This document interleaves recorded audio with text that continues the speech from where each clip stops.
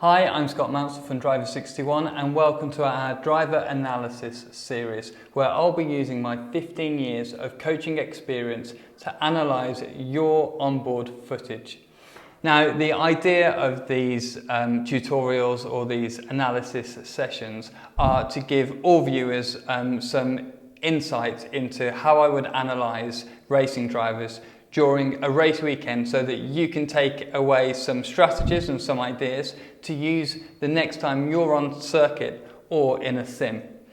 This is a new idea for the channel, so thank you very much to all of those who've already submitted some onboard footage. I'll leave a link in the description below for other subscribers who would like to submit their own onboard footage. Now, to continue the learning, please subscribe to the Drive 61 channel by clicking the subscribe button below. We're almost at 100,000 subscribers, so it'd be absolutely fantastic if you could help us reach that goal. So, without further ado, let's get into today's footage. We're on board in a BMW E36 during a race at Silverstone International Circuit with Gareth Montgomery. So let's jump into his footage. Okay, so here we are on board with Gareth. You can see his foot on the clutch down here. He's just trying to find the biting point here, which is great. You need to try and find that biting point when the red lights are coming, so you're very close to the top of the clutch. Now he's got a good start, reasonable start, heading to the space as the space is opening out in front of him here, which is fantastic. A little bit early on the brakes there. Let's let this guy come up the inside. You can see that he's just got loads of room on the exit of turn 1. Now turn 3 is where it all starts to get a bit messy, but actually Gareth is driving down into the space on the outside. He's done a good job there. Guy in front's kind of blocked him off a little bit, which is kind of got the right to do. He was on the inside. And now what we should be doing is trying to just get a great exit coming out onto the hanger straight here, because we want to try and get a good run to get alongside. Now unfortunately Gareth hasn't got a great run here. And I'm just going to pause the video because the first thing that I've noticed with Gareth's footage here is that he's actually a long way from the steering wheel. It looks that his legs are in the right position, but his arms are very straight here. And the problem with that is when your arms are straight and you turn the wheel, first of all, the top of the wheel gets further away. So if it's already straight while it's in a straight line, the top of the wheel gets further away when he needs to turn. The main problem is that when your arms are straight, you actually use your shoulder muscle rather than your chest muscle. When the steering wheel's closer and you've got about a 90-degree angle in your arm here, you actually use your chest and this area of your body a lot more, which is a lot more stable and a lot more strong. And what I've found with drivers is that I think it's a subconscious thing, is when they're using a more stable kind of base on the steering wheel, they're more willing to push the car harder because they feel like they can catch it if it slides. On the other side of things, I find that when drivers have straight arms, they don't feel secure that they could catch the car if it slides, and so they actually stay below that base. And their inputs will actually be a little bit more kind of harsh because they don't have the stability and they're kind of getting thrown around a little bit by the car. So my advice for Gareth here is actually bring the steering wheel closer to you with a spacer of some sort, maybe 30 or 40 millimeters. I don't know, it's something you need to take the wheel off and see where's right. But you want to have about a 90-degree angle in your arm, and then when you turn 90 degrees, you still want to have a bit of a kink in your arm. If your arm's straight at this point, then you're actually kind of bringing your shoulder forwards and you lose all of that stability. Gareth, if you did that, then for sure you would find some time because the car would turn into the corner more smoothly, but also you'd feel a lot more confident in the car itself. Anyway, back to the footage. Getting a good run down here, down the hang straight. We just want to keep everything tidy because I don't think we've got anyone alongside us. I can't quite see the mirrors, no. Bringing the car well into the apex here at Stowe. Decent exit. We just want to keep everything tidy so that we can catch this group in front of us. Now he's dropped it down to the inside here. I think he had a car alongside him. Yep, there he is. Guys come around the outside. Kind of going to stuff us on the exit as well there, unfortunately. Means we've got a bit of a dodgy exit. And there's another one coming up the inside here. I can just see in the mirror here. You did a good job there, Gareth, because you didn't let him through, and it didn't really cost you too much time. So let's get everything together. Now, I think you've over-defended there. You come down to the inside going into turn 1 here, and restricted yourself when that guy had already kind of backed out of the move. I could just see him in the mirror. So again, let's re-establish some focus. You are checking your mirrors, but I don't think anyone's going to dive up the inside of you right now. So hooking up on that apex really well there.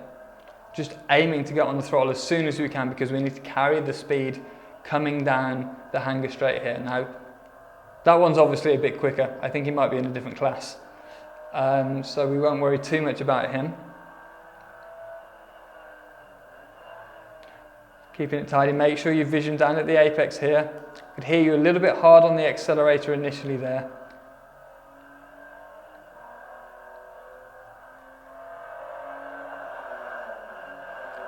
That's it, keeping it all nice and tidy, bringing it into the apex. And what I mentioned before about your arms being too straight, it translates into this. You're feeding the wheel. This hand here, your left hand, should be at 9 o'clock on the steering wheel here. And you're having to feed the wheel. And I can see then in the change of direction, you're feeding the wheel all the way across, which means that the actual wheels will move not as smoothly as we'd like. And if the car oversteers, it's a big mess with your hands because you can't catch the steering wheel quickly enough. Whereas if you turn the car in and you have your hands still at 2:45 on the steering wheel, when it oversteers, you can just catch it really quickly and carry on. And it's that kind of ability to catch it quickly and the confidence, having the strength there to catch the car. See there, when it's oversteering, your hands are moving a little bit too much on the wheel. So that's the biggest thing here, Gareth. That'll save you loads of time. And the good thing is it's really simple, and it will only cost you probably 60 or 70 quid to get a steering boss from BG Racing or Sparco or somebody. Okay, so the line's looking all right. You could use a little bit more road on the exit coming out of turn 1. All we're doing here is just sticking to our normal line. Try not to worry about these two guys too much at the moment, although they are moving around quite a lot. All we're doing here is trying to focus on getting a good exit coming onto the hanger straight. So this is a very common mistake that I see with a lot of drivers. Now, the deceleration into this corner that leads onto the hanger straight isn't massive. You've positioned yourself on the inside here, but it's very unlikely, unless this guy on the outside makes a mistake or brakes way too early, that you're going to make a move stick here. And what is more likely to happen is that you'd make contact. So obviously we don't want that to happen. But more to the point, you're in the middle of the road here, and what would be a more sensible approach would be to actually stick directly behind the blue car here, so that you can get a good exit coming onto the hanger straight, which then means that you might be able to get past him before Stowe. What's going to happen here is that you're going to restrict yourself on the entry, get a really bad exit because you've made the corner tighter because you're not using as much road, and then you're going to lose out going down the hanger straight. So let's see if that happens. You've made the corner tighter, and these guys are, you've not done too bad because that guy ran wide, but they are going away from you. And if you'd have stuck behind him, when he made that little mistake, then you would be alongside him now, and you'd probably be past him already. So overtaking in a scenario like this is a lot about being as efficient as possible. Be patient when you need to, make the move happen, get past him, and then move on to the next one. So we're coming down to Vale now. Again, you're good on the brakes, Gareth, which is great news for overtaking. Perhaps turned in a bit early there. Really need you to get away from feeding the wheel as you are. That'll be a big change for you. It's the first thing that you should probably do once you've watched this video. Didn't get a great exit coming out of there. See, the guys are streaking away ahead. Hooking up well on that apex on the inside here. Now, a common thing that I've been seeing is that you're just not using much of the road on the outside of a lot of the corners. Now, normally, that comes from not having your vision in the right place. And obviously, if you're not using all the road on the outside of the corner, you could be going through the corner more quickly and picking up the throttle earlier. So it costs you all the way down the next straight. So that's quite a big thing. The way to rectify this is to make sure that just before you get to the apex, you're actually already looking at the exit point. You need to be looking at the exit point before you get on the accelerator, because if you don't know where you're going to end up, how do you know when and how hard you can get back on the accelerator pedal? So that's why I say that it's probably vision, because normally when I'm coaching drivers and they're not maximising the exit of the corner, which we've got a tutorial on, you can check it out at Drive 61. If you're not maximising the exit of the corner, it's because you're not looking in the right place. So really try to be conscious and think about moving your vision from the apex to the exit a little bit earlier. So these two guys are still scrapping in front of us, quite a good race to watch. We're just focusing on now, Gareth, keeping everything tidy. You got the car in on the apex there, decent exit coming out the corner. Just sit in the toe here. Either one will do because they're pretty close. Probably the blue one would be a bit better, but just stick here. Keep the car on the normal racing line through Stowe. This is what you should be doing, because we can't make a manoeuvre from here. Now here you can see that you're turning the car in too early. We've got all this room on the outside of the circuit here.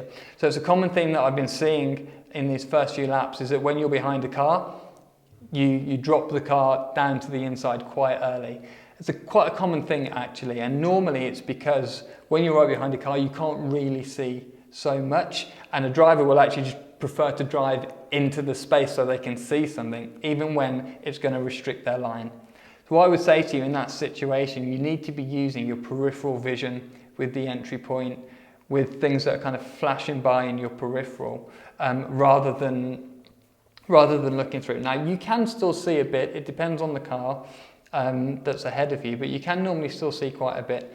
And actually, if you're following a car down into a corner, you're not looking straight ahead anyway, you're looking across at the apex, so you won't even need to see him. But in terms of braking points, yeah, definitely you would want to use your peripheral vision a little bit more. Then you won't be restricting yourself on the entrance of the corner like this. You could be right on him now and getting a really good exit, and then be alongside him, ready for Vale. Now, luckily this guy's just opened the door and he was kind of inviting you up the inside. Done him, he was early on the brakes. Now this is a little bit edgy. I think it might have taken you by surprise there, how early the white car got on the brakes. But happy days, we're past the blue one.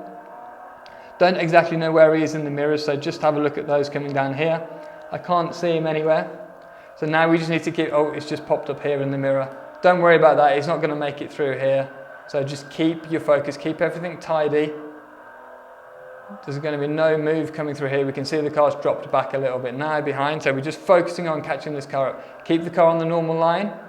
Look through at the apex, so you should be looking across here, and I could see there, mate, that when we're coming down, I'm just going to rewind the video a little bit, I think your vision is more on this car than it is this apex. Hence, you then, yeah, definitely here, you're still looking at the car ahead, when actually we need to be looking at this.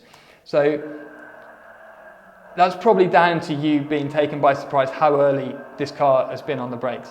But you've got previous experience of that back at Vale when he was early on the brakes again. And I think, to be honest, mate, you're actually quite good on the brakes. So what you need to do is leave a little bit of space there. If we're not going to get a move done, you need to leave a little bit of space so that we don't get messy, we don't restrict our line, we focus on keeping on his boot all the way through here. So down this hanger straight now, we could be alongside him and past him. Most manoeuvres are done in a straight line. You know, it's only in the last couple of laps where we need to be lungy on the brakes. But most of the manoeuvres should be done getting a great exit coming out of a corner, getting at least halfway alongside a car before the next braking zone. So the job's already half done. You're getting a decent exit coming out of Vale into Club. Nice line there, just sitting this guy's toe. You're catching him slightly. We're not going to be able to overtake him through turns 1 or 2 here at Silverstone. There's just not enough braking. So just focus on carrying the speed, getting the thing on the apex. Now you're leaving a load of room on the outside here. Again, fair enough, there's a car coming through. But he's only gone through there because you left room on the exit. Going around the outside in turn 1 isn't really a normal overtaking spot. So you just need to be careful there of actually picking your vision up a little bit earlier, getting it away from the apex before you get there so you can look at that exit and just let the car naturally flow to the outside of the corner. So we lost the position now, unfortunately. So all we should be doing is keeping our nose down, keeping everything tidy, focusing on the braking point coming down here into Stowe. There's loads of braking references. You've gone in a tad early there. It's almost like the car's in front of you, kind of drawing you into the apex. So to the best of your ability, what you need to do is actually kind of see through those cars and ignore them as much as you can. Luckily, they're battling now, so we're able to catch them up. And if you keep things tidy, we can get through these guys.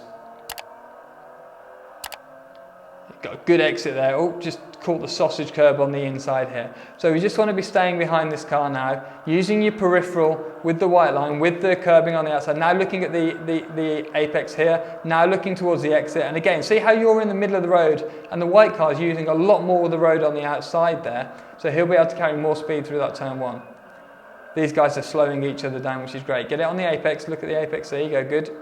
Okay, here we go. Now just keep it tidy through here. We're going to struggle to make a move here. There's going to be a gap that closes down, and there you go. Again, coming into this corner, you've restricted yourself a lot. So patience is the order of the day here. Into that corner, onto the hang straight. Look how much time you've lost to the car in front because you've restricted yourself. You need to be a little bit more patient. Anyway, head down. Let's catch them back up again.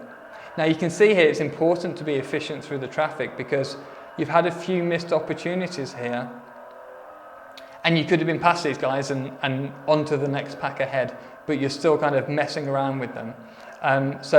Overtaking is about minimizing the mistakes, being patient and taking that opportunity when it's there. I see so many drivers making these kind of half-hearted moves which cost them 5/10, 8/10, a second, and it means that that over a race distance, they lose so much time, 10 to 15 seconds. If you look at the results sheet and actually see what's 10 to 15 seconds ahead of you, I think you'll probably be surprised by what result you could actually get. Anyway, we're trying to keep ourselves nice and tidy through here. The blue car's made it through. Focusing on getting a good exit through hanger here, onto the hanger straight, looking at the apex, now getting over to the exit, and away we go. Okay, you've got a decent exit there. Catching this guy. Oh, it's got a decent engine in that car. But we've got a new car involved here. Now I don't know if it's raining or there's some oil on the windscreen here. That's a fairly significant amount of oil. If it is, I think it is oil because it isn't moving around. Anyway, orange car's gone wide, white car's here, it's all mixed up. Hooking it in on the apex here, get it back a little bit tighter, now you can get on the throttle, use all the road, or a little bit of oversteer mid-corner there.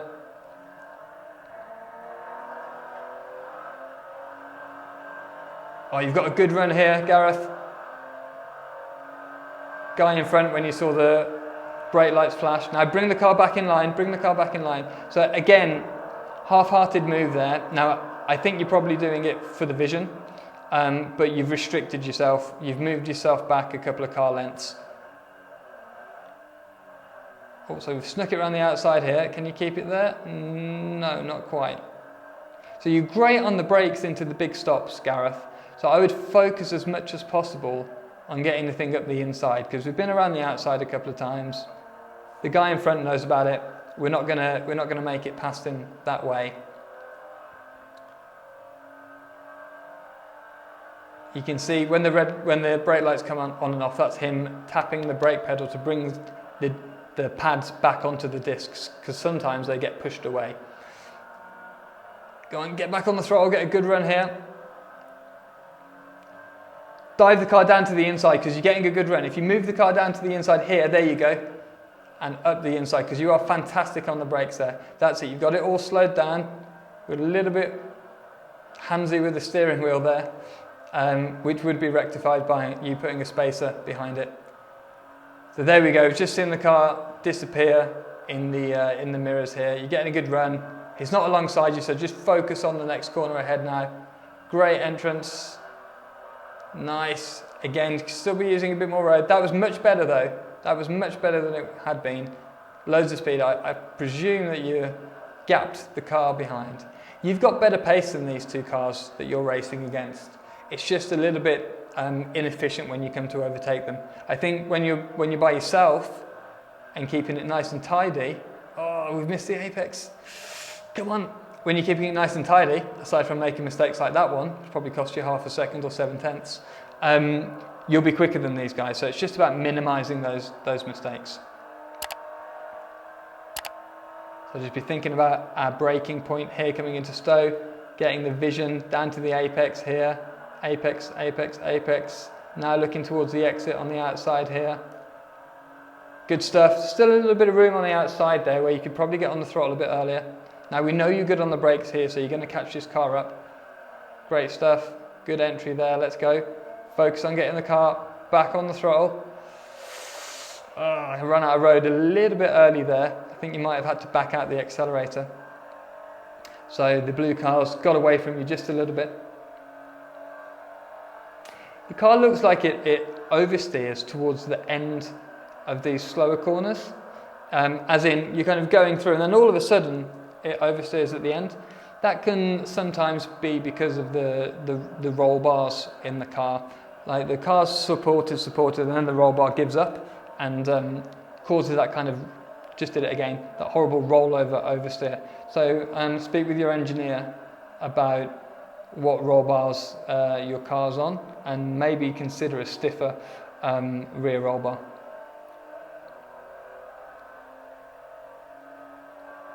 Here we go, we've got a good run now. This guy's defending, so we're going to go. Can you go, get it up the inside, go and get it down there? Yeah, so as soon as he made that decision and you saw there wasn't a path through, so here, we know there's nowhere to go up the inside here, we should get the car back to the outside. So we're opening up Stowe as much as possible so we can try and get a good run coming out of Stowe, get past the guy coming into Vale where we already know you're really good on the brakes. Get on the throttle as early as possible through here. You got a good run, you got on the throttle earlier than him. I would dummy to the outside and then now cut down to the inside. He's got you covered there, but you could still make it. If you stayed in line with him for long enough and then just dive down the inside, I think you've got the confidence on the brakes there to make that work. Now you've got a great exit coming out of Vale. These guys have got a little bit more kind of mid-range than you. I can see you're getting a good exit, but then they kind of gap you by a car's length or so. Oh, a little bit harsh with the steering wheel there on turning. Means you haven't been able to carry quite as much speed through the apex of 1 and 2. That's it, keep it all tidy. Oh.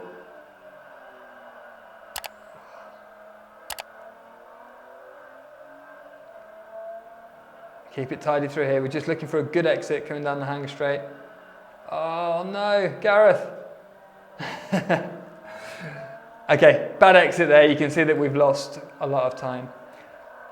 So I think one of the bigger things for you, as I've mentioned, is to kind of be more patient, but then more assertive with the overtaking manoeuvres, and really try to minimise these mistakes, because the mistake or two a lap, it's costing you definitely over a second a lap.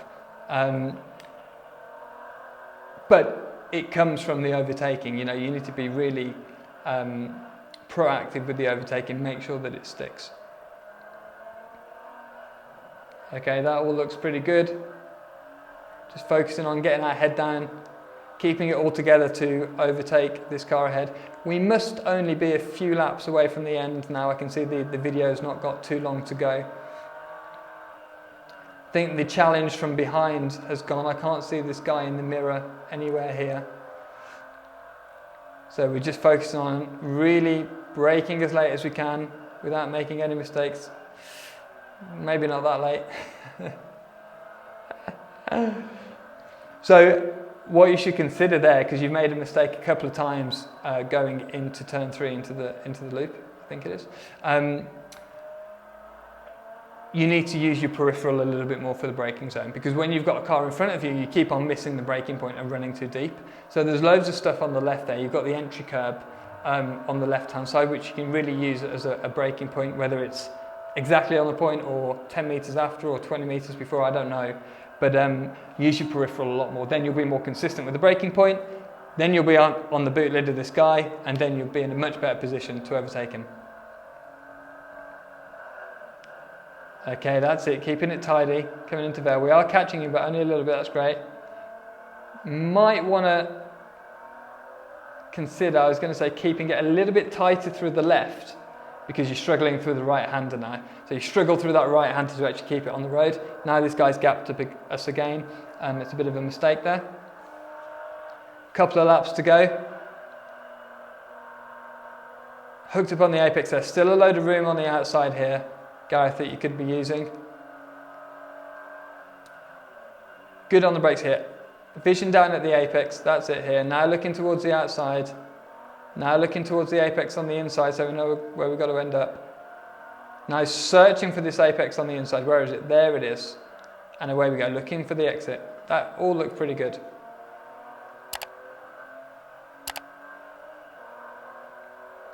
Now you've got a bit of space, you should be trying to think about where you can carry a little bit more speed with the car. So where are you on the limit? Where are you not on the limit? We've seen the car on the limit with a little bit of rotation at times, but it's very snappy, this car. I don't think it's particularly because of your technique. It all sounds and looks okay, apart from the steering being a little bit harsh because of the way that you've got the steering wheel here. I think that weird oversteer at the kind of 90% of the way through the corner is because of the roll bar on the rear. So it looks a bit soft at the back of the car.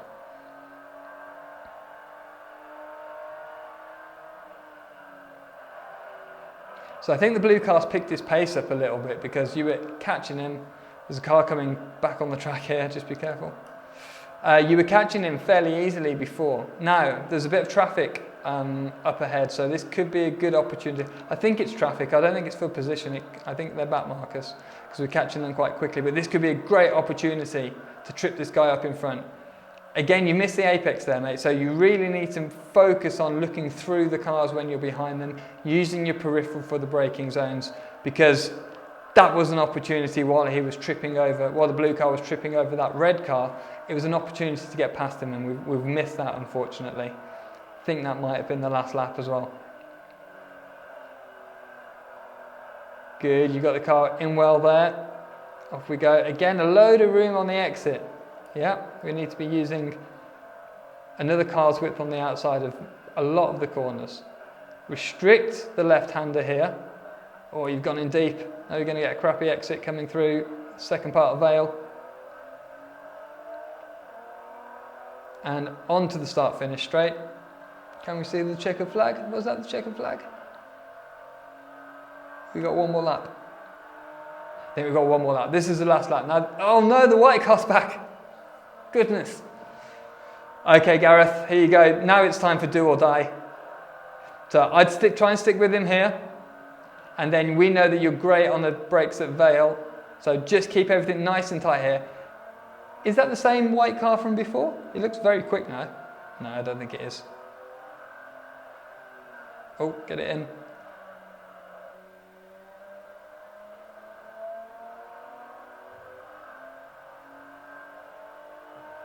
Okay, yeah, no, I don't think that white car was the same one that you were battling with before. It came through quite quickly and he's gone quite quickly, so I think it might be in a different class.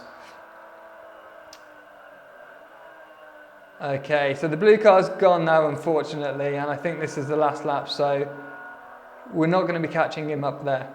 So, in summary, first of all, that was a good race, lots of battling, which is what we always like. The first thing you need to sort out, Gareth, is the steering wheel. Get that steering wheel much closer to you so that we can turn the steering wheel without letting go from this horizontal 2/4 position. You do that and you'll just feel naturally a lot more confident and comfortable in the car. So rather than moving the seat forwards because your legs looked okay on the pedals, move the steering wheel closer to you. That will be a big gain, and keep your hands at 2/4. Don't shuffle the wheel. As soon as you do that, you turn the steering in a kind of jagged fashion, and you kind of lose the ability to catch the oversteer as well. Now, the car looked like it was going pretty quickly, but we weren't on the limit all the time. Looking at the car, I think it probably needs a little bit of work to make it a little bit more predictable while it's on the edge. It's a little bit snappy, a little bit roll oversteer at the rear of the car. So you want to try and get rid of that, and I think that's probably through some setup. And then it's a case of you actually reviewing your own footage and just spending some more time in traffic. It comes with experience. Unfortunately, overtaking is a difficult thing to replicate in terms of training. So it's time in the seat, but then it's reviewing that time properly and seeing the kind of themes that you have through your driving. So the issues that you have are you move and restrict yourself on the entry to the corner. You move yourself into the middle of the road, even when you can't make a move happen. I don't know if that's because you're trying to make a move or just because you want to see through the corner. Whichever, you need to be on the normal line. Okay, you don't want to be restricting yourself, otherwise you're just slowing yourself down. When you do make those moves, if you stick with the car, then you should be right on them before the braking zone, or at least, or even a little bit alongside them, if not alongside them, before you get in the braking zone, and then the overtaking maneuver is pretty easy, right? So so that's all of my feedback. Thank you very much, Gareth, for submitting your video. Those of you who are watching, if you do want to submit your video, please click the link in the description below. If you enjoyed this video and you want to learn more about driving technique, overtaking, driving in the rain, please subscribe to the Driver 61 channel, and I'll see you next time.